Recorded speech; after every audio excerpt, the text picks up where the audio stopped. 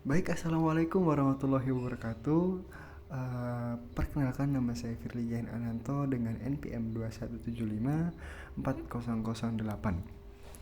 Di sini saya akan menjelaskan secara singkat ya teman-teman, apa sih itu makna syahadatain.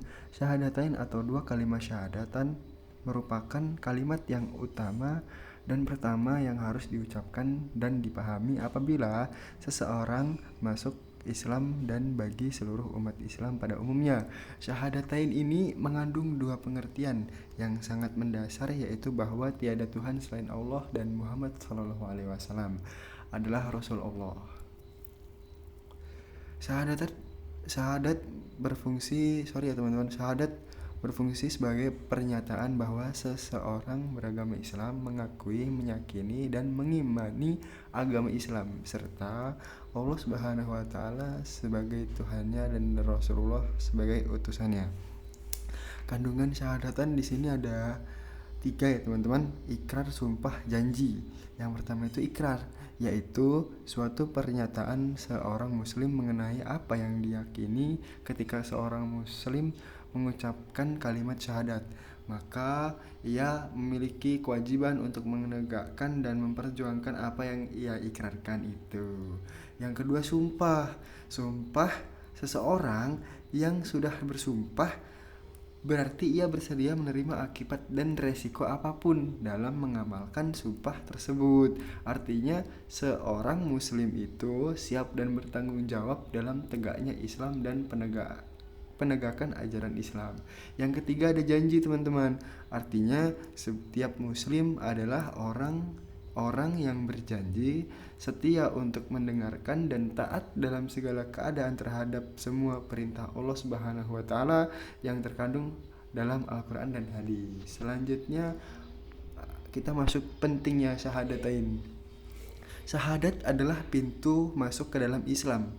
Islam ibarat sebuah rumah besar yang hanya mempunyai satu pintu masuk, yakni syahadatain.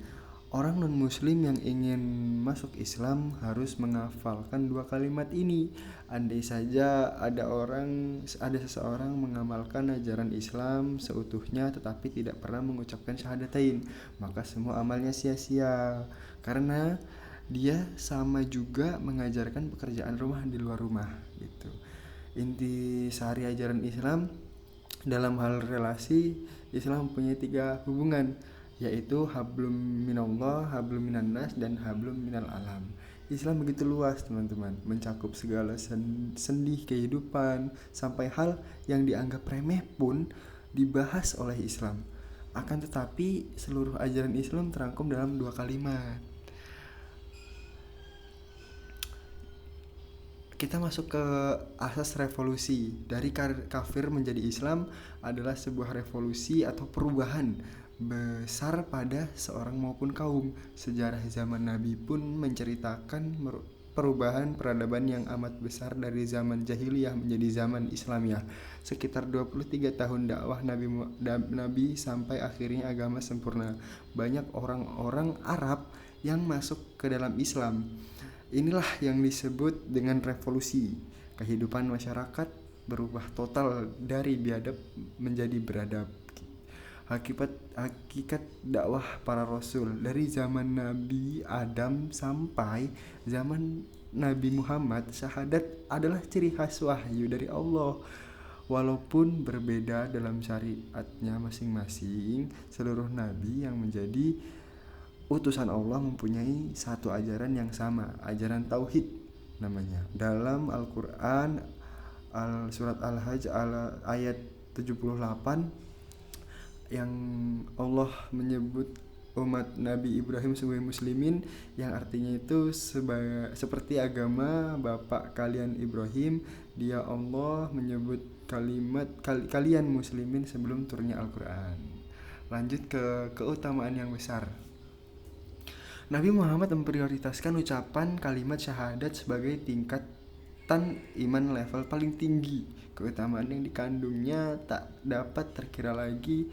Dalamnya terkandung 50 akidah yang berisi sifat wajib Allah, sifat muhal Allah, sifat jais Allah, sifat jais Rasul, sifat muhal Rasul dan sifat jais Rasul.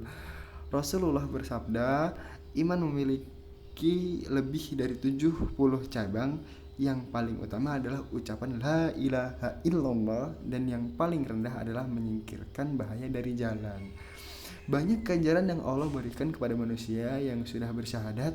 Rasulullah pernah bersabda bahwa orang yang di akhir hidupnya mengucapkan la ilaha illallah maka dijamin masuk surga. Dalam hadis lain Rasulullah bersabda yang artinya 2 perkara yang pasti.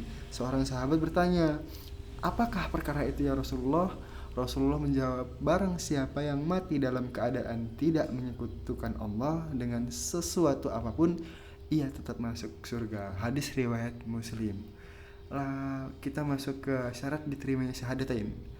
Ada 7, yaitu ilmu, yakin, menerima, taat atau patuh, ya, selanjutnya jujur, terus ikhlas, terus cinta. Lanjut ke hal yang membatalkan syahadat itu ada 4 ya teman-teman, yaitu syirik, yang kedua murtad, yang ketiga tidak mengkafirkan orang musyrik dan membenarkan mazhab mereka. Itu kayak gini, dalam Islam sudah dijelaskan orang musyrik adalah kafir. Namun sayangnya perkembangan dunia saat ini justru terbalik, hanya dikarenakan ingin disebut kaum moderat atau karena kedekatan hubungan, maka sebagian muslim enggan menyebut istilah musyrik dan kafir bagi orang yang keluar dari Islam. Yang keempat itu meyakini hukum tauhid.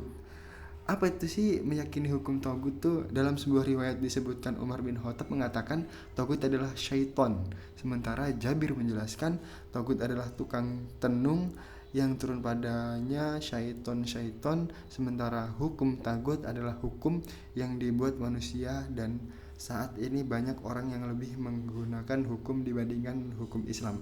Padahal jika dibandingkan tentunya hal ini sungguh tidak sebanding. Mungkin cukup sekian ya teman-teman, saya menjelaskannya. Mungkin ada perkataan yang kurang pas atau teman-teman yang